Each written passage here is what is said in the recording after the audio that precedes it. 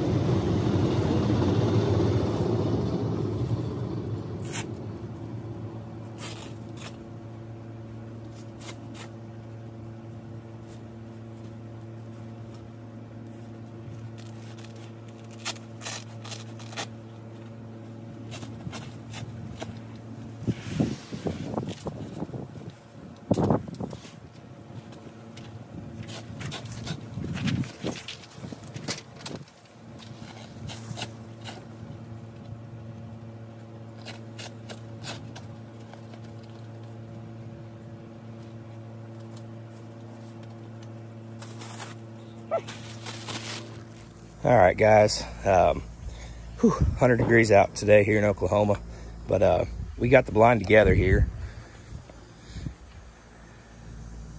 Still got some Velcro to put on it. So super stoked about the blind frame. They did a good job on that. It's a lot stronger than most frames on the market for A-frames, but this thing is a pain in the butt to put together. Too many clips, too many Velcro straps just along the center bar here. You got 1, 2, 3, 4, 5, 6. You got 6 across the top, 6 across the top here, 6 across the center bar, all the way along the bottoms.